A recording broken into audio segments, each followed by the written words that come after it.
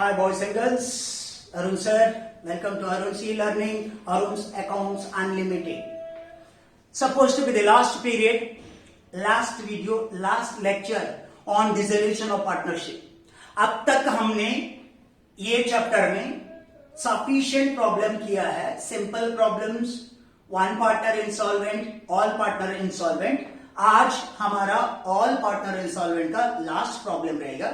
उसके बाद दो आपका टेक्स्ट बुक से होमवर्क दूंगा, समझे कि नहीं. तो इधर अभी के लिए आपको जितने भी ये चैप्टर का है वो बस होगा. इसके बाद जब भी फ्यूचर में लॉकडाउन के बाद हमने जो भी है बचा हुआ प्रॉब्लम्स अगर कुछ भी रहेगा या रिवीजन का रूप में आराम से करते रहेंगे, समझे कि नहीं. ओके, अभी आपको आपका सेकेंड पीडीएफ का क्वेश्चन नंबर 9 देखना है. Question number 9 in your second PDF on dissolution of partnership, all partners insolvent. Anita, Babita, Chandrika, मैंने ABC लिखा है. We're sharing profits and losses in 5:3:2. Profit sharing ratio है 5:3:2, 5/10, 3/10 and 2/10. 5/10, 3/10, 2/10. Profit sharing ratio. Their balance sheet. Look at the asset side first. Plant and machinery realization का debit में जाएगा. Investment realisation का debit में जाएगा. Stock realisation का debit में जाएगा. सन्ड्री डेटर रियलाइजेशन का डेबिट में जाएगा.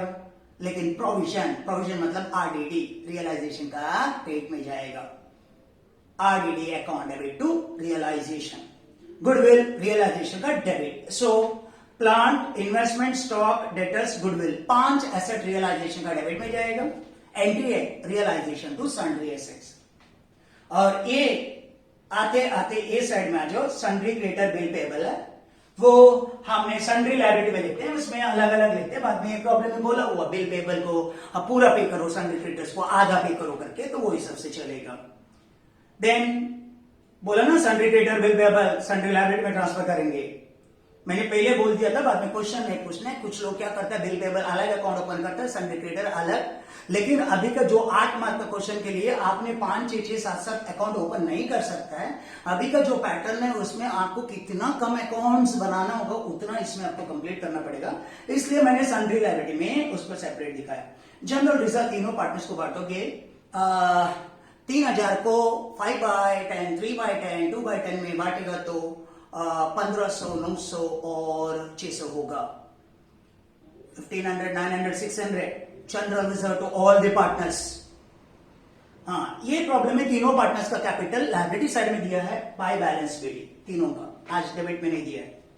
On this date the firm was dissolved, asset realise. सस्ते में एसेट भेजा गया. देख लो, इन्वेस्टमेंट 6000, स्टॉक 20000, डेटर्स 12000, प्लांट 10000. समझा? इतना ही. जो नहीं बोला आपको उससे कुछ मतलब नहीं.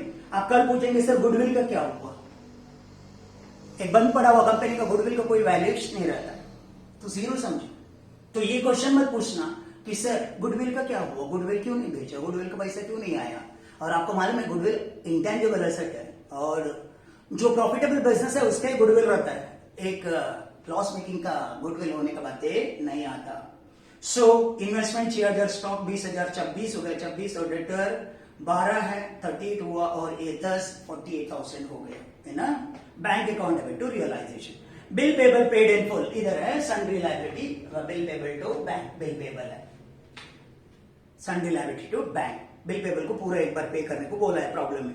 A contingent liability of 3,500 was matured at the time of realization. वो हमने रियलाइजेशन एक्सपेंसेस का जैसे रियलाइजेशन का डेबिट में भी करते हैं. अनरिकॉर्डेड कॉन्टिजेंट लायबिलिटी है, उसको पे करना पड़ा. जैसे आपको रियलाइजेशन एक्सपेंसेस है, वैसे अचानक आपको एक पेमेंट करना पड़ा तो आप realization to debit to bank करके एंट्री मारोगे 3500 के लिए.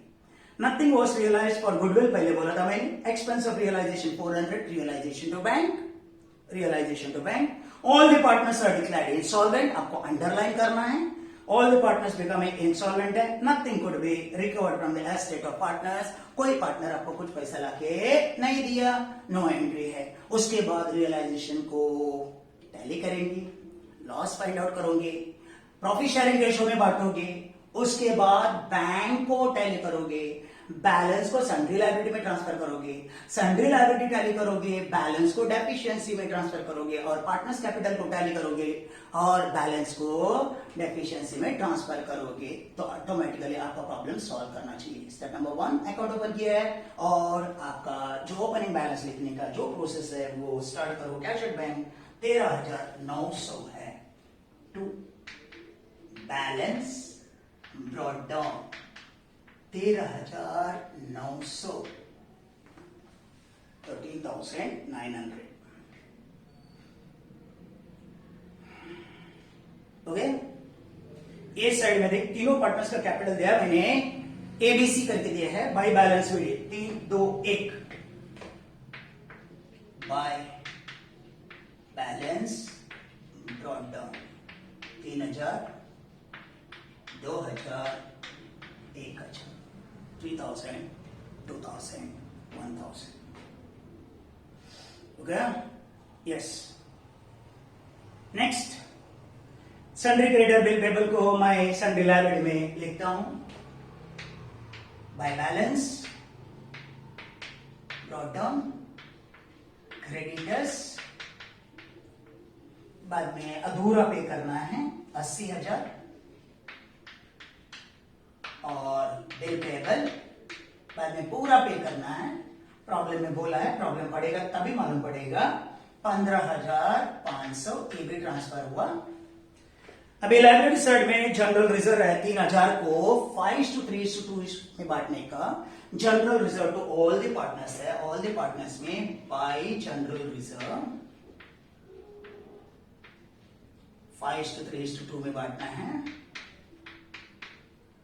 1,500 900 600 general reserve to all the partners. तो आपका लायबिलिटी साइड का तो पूरा का पूरा आप ट्रांसफर कर चुके। अभी खाली आपको एसेट साइड का रिमेनिंग एसेट को ट्रांसफर करना है रियलाइजेशन का डेबिट में। सबको मालूम है realisation account debit to sundry asset individually आपको देखना है। प्लांट कितना है 17,500। दूसरा क्या है इन्वेस्टमेंट 12,800। उसके बाद में स्टॉक 28,000 है।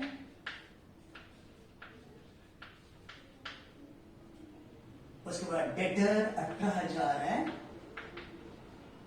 बराबर लिखने का डिजिटली एक के बाद लिखने का। और प्रोविजन है वो जिसको हमने आरडीडी बोलते हैं, रियलाइजेशन का क्रेडिट में ट्रांसफर करते हैं 1,000 रुपीज है, you have to count it. Then goodwill है 15,300।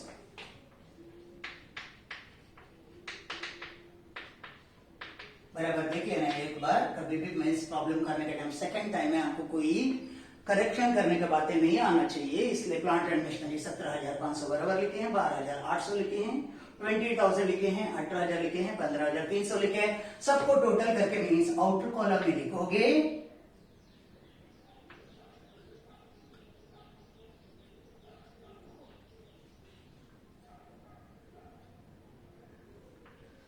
91,600।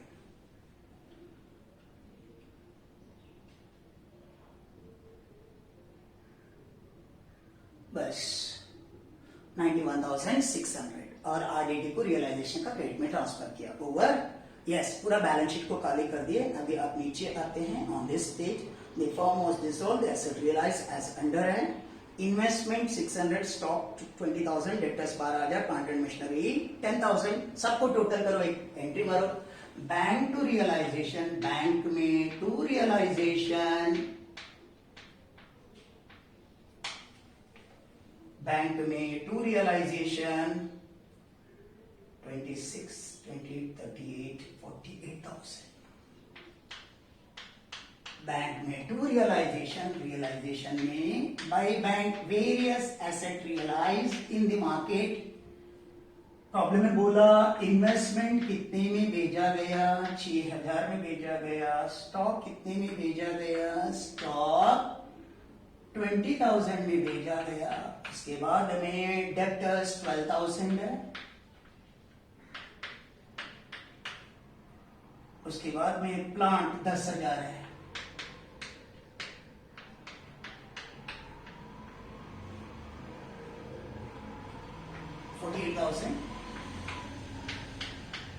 बैंक टू रियलाइजेशन, बैंक में टू रियलाइजेशन, रियलाइजेशन में बाय बैंक।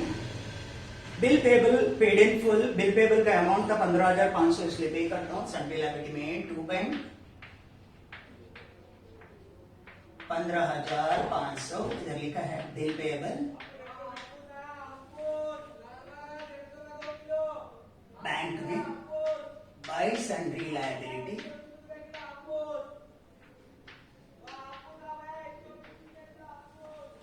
15,500। सन्ड्री लायबिलिटी में टू बैंक, बैंक में by sundry liability 15,500।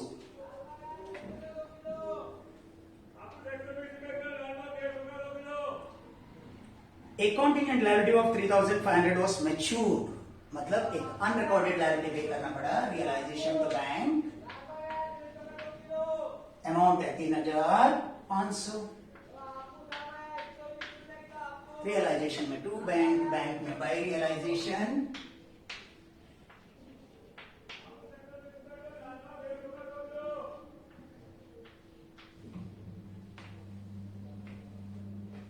3,500। Expense of realization 400, realization to bank.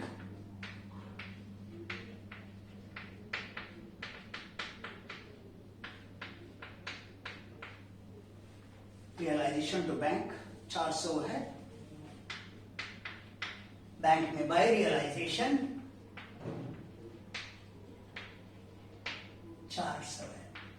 So all the transactions were posted. Adjustment जितनी भी है उसका पूरा पोस्टिंग हुआ है। पहला एसेट को भेजा, उसके बाद कॉन्टिजेंट लायबिलिटी को पे किया, बिल पेबल को पे किया, देन रियलाइजेशन का एक्सपेंसेस पे किया। All the partners are declared insolvent, nothing could be recovered from the estate of the partners. समझा? अभी रियलाइजेशन का बैलेंस करेंगे, लॉस फाइंड आउट करेंगे, बांटेंगे 5:3:2 में। पहले टोटल करो।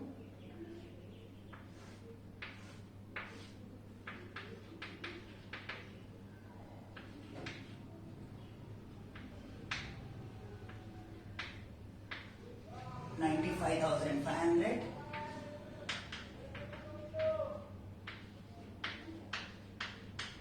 उसमें माइनस करो, रियलाइजेशन लॉस मिलेगा।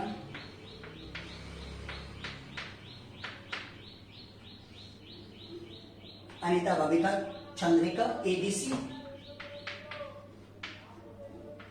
5/10, 3/10 और 1/10। देखते हैं बैलेंस कितना आता है करके।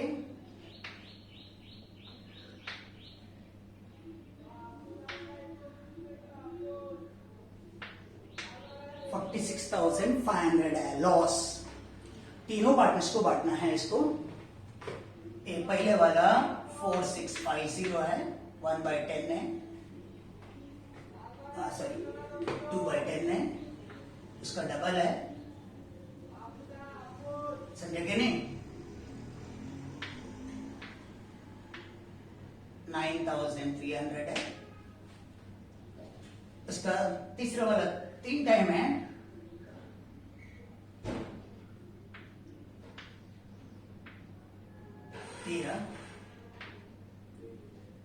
और ये दोनों को टोटल करेगा तो 5/10 आता है। तो इसको 5 टाइम से यूज करेंगे।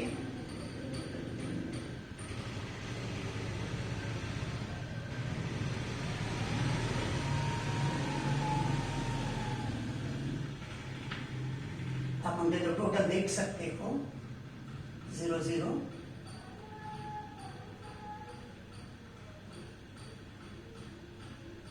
46,500 लॉस को तीनों को बांटा। एक को आया 23,250, एक को आया 13,950 और एक को आया 9,300। 13,950 आया एक को और एक को 9,300। एंट्री क्या है? Partners capital to realisation, partners capital में टू रियलाइजेशन लॉस है, एक को 23,250, एक को 13,950 और एक को 9,300। पार्टनर्स कैपिटल में टू रियलाइजेशन, रियलाइजेशन में बाय पार्टनर्स कैपिटल। ये खत्म हो, जैसे वो टैली हुआ आप बैंक में जाओगे, बैंक का जो भी बैलेंस है उसको आपने सन्ड्री लायबिलिटी में पे करोगे, टोटल करो 61,900 आता है। 61,900 से आप ऊपर का माइनस करना, उसको बैलेंस बोलना, उतना पैसा बचा है वही हमको ट्रांसफर करना है सन्ड्री लायबिलिटी में, क्रेडिटर को पे करने के लिए।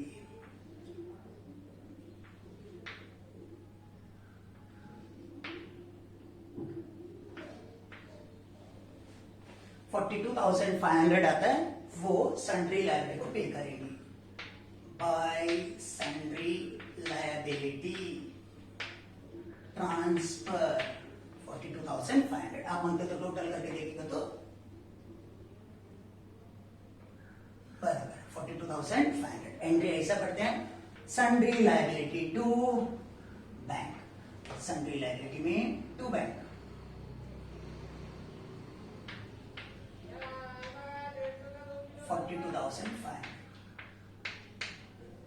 एक्चुअली हमारा टोटल इधर बहुत सारा है लेकिन हम पे किए कम, सो डिफरेंस को डेफिशिएंसी में ट्रांसफर करते हैं, इसलिए पहला इसको टोटल करो। टोटल करो, क्रेडिट साइड 95,500 है, उसमें ये माइनस करो,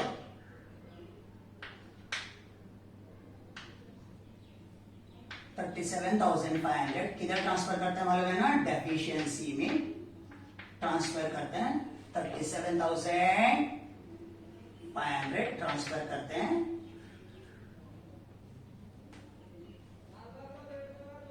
$37,500 है। एंट्री है sundry liability to deficiency, deficiency में बाय सन्ड्री लायबिलिटी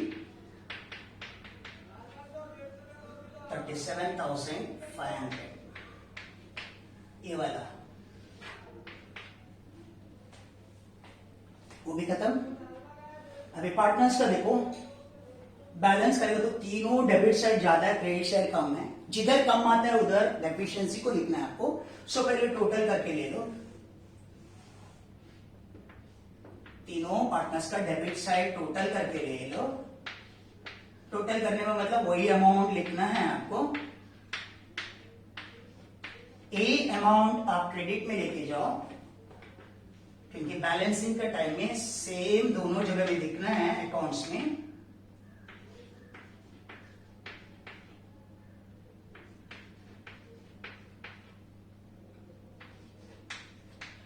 इससे ऊपर का जो भी माइनस करेगा, क्रेडिट का जो भी माइनस करेगा, जो डिफरेंस आएगा, जो बैलेंस आएगा, उसको डेफिशिएंसी में ट्रांसफर करना है। लास्ट स्टेप है ट्रांसफर, माइनस करेंगे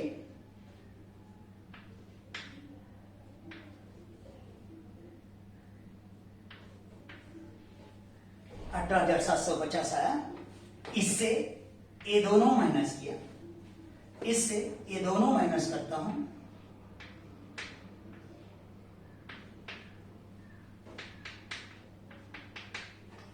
हो गया। इससे ये दोनों माइनस करता हूं,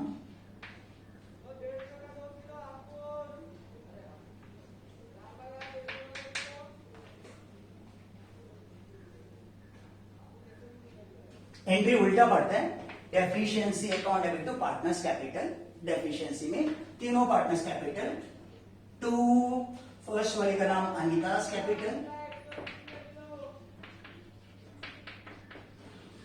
to Babita's capital, to Chandrika's capital.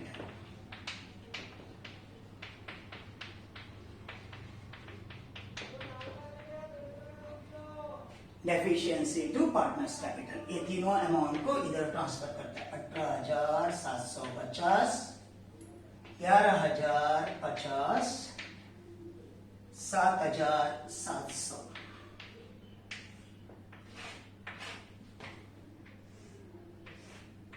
Total tally होना छोड़ना, टोटल करते हैं 37,500 total,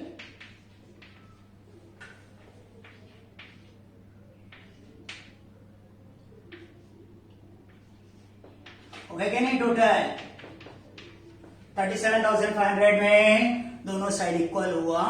this was the last problem on this chapter, है ना? We have solve more than 25। वो आपका जितने भी मीन्स प्रॉब्लम होमवर्क दे वो सब पकड़ेगा तो 30 अबव हो गया हुआ। सब बाकी जो भी बचेगा फ्यूचर में मिस करेंगे, वक्त जैसा आएगा वैसा, समझा? ये चैप्टर से आपको 8 मार्क का मीन्स क्वेश्चन आएगा प्रैक्टिकल, और 2 मार्क का थियरी आएगा, दैट इज ऑब्जेक्टिव्स आएगा। So okay, let's start. Just revise करता हूं, लास्ट प्रॉब्लम है। This is the last problem on dissolution all partners insolvent. Step number 1, open account number 1, 2, 3, 1, 2, 3 and 4 and 5. 5 account sequence में open करना। Realization, bank, sundry liability, partners capital और deficiency. All partner installment में deficiency और sundry liability extra 2 account है। पहले bank का balance, to balance BD, partners capital का by balance BD, sundry liability का क्रेडिटर और बिल पेएबल, और जनरल रिजर्व, तीनों पार्टनर्स को बांटा। General reserve to all the partners 5:3:2। Balance sheet, जितने भी एसेट है एक बार रियलाइजेशन का डेबिट में ट्रांसफर किया, realisation to sundry asset. So balance sheet खाली कर दिया। एडजस्टमेंट नंबर 1 बोलता है आपको एसेट को बेचना है। Bank account debit to realisation, bank में टू रियलाइजेशन, रियलाइजेशन में बाय बैंक। उसके बाद प्रॉब्लम में बोला है 2 लायबिलिटी है, क्रेडिटर और बिल पेएबल। आप पूरा बिल पेएबल को पहले पे करो, sundry liability to bank, bank में बाय सन्ड्री लायबिलिटी पे कर लो। देन एक अनरिकॉर्डेड लायबिलिटी, कॉन्टिंजेंट लायबिलिटी अचानक पे करना पड़ा, एंट्री है रियलाइजेशन टू बैंक, रियलाइजेशन में टू बैंक, बैंक में बाय रियलाइजेशन। और प्रॉब्लम बोलता है रियलाइजेशन एक्सपेंसेस को भी पे करो, रियलाइजेशन टू बैंक, रियलाइजेशन में टू बैंक, बैंक में by realisation. All partner instalment nothing could be record from the private property of the partners, तो इधर एंड हुआ। बैलेंस 1, 2, 3 का टोटल इधर लाया, ए टोटल को इधर लाया, इससे ए माइनस किया, जो भी बैलेंस आया 46,500 है आपका net balance. Loss, realisation loss, तीनों पार्टनर्स को बांटा 5:3:2 में। एंट्री है all the partners capital to realisation, all the partners में टू रियलाइजेशन, रियलाइजेशन में by all the partners. Then bank में आया, बैंक का डेबिट को टोटल किया, इधर लाया, इसे तीनों माइनस किया, जो ऑलरेडी एंट्री था, ये बैलेंस बचा, ये बैलेंस को लायबिलिटी में ट्रांसफर किया। एंट्री है sundry liability to bank, sundry liability में टू बैंक, बैंक में बाय सन्ड्री लायबिलिटी, वो भी अकाउंट क्लोज हुआ। सन्ड्री लायबिलिटी में आया, इसका टोटल था 95,500, इसमें ये दोनों माइनस किया, ऑलरेडी एंट्री था, तो ये बैलेंस बचा, अनपेएबल अमाउंट है, नॉन पेएबल है, सो पे करेंगे सन्ड्री लायबिलिटी टू डेफिशिएंसी में, सन्ड्री लायबिलिटी में टू डेफिशिएंसी, डेफिशिएंसी में बाय सन्ड्री लायबिलिटी। उसके बाद तीनों पार्टनर्स का डेबिट साइड का टोटल इधर लाए, इससे ऊपर का माइनस किए, ऊपर का मतलब ये दोनों माइनस किए, तो ये बैलेंस आया। नॉन रिसीवेबल नॉन पेएबल है, डेफिशिएंसी में ट्रांसफर करता है, उल्टा है। डेफिशिएंसी टू पार्टनर्स कैपिटल, तीनों पार्टनर्स का नाम, अमाउंट, और टोटल किया, आपका दोनों साइड इक्वल हुआ। That ends this chapter, this ends problem on all partner insolvent.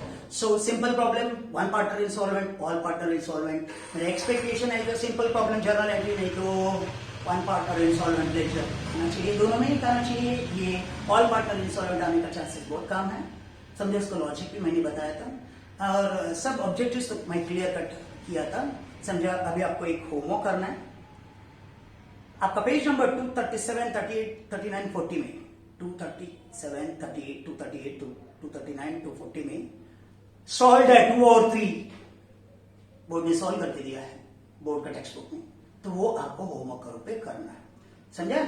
सो इधर हमारा ये चैप्टर एंड होता है, सेकंड चैप्टर क्या चालू करने का मिस टाइम विल टेल। तो अभी के लिए इतना बस, ये चैप्टर का एंड करते चले जा रहा हूं। Thank you.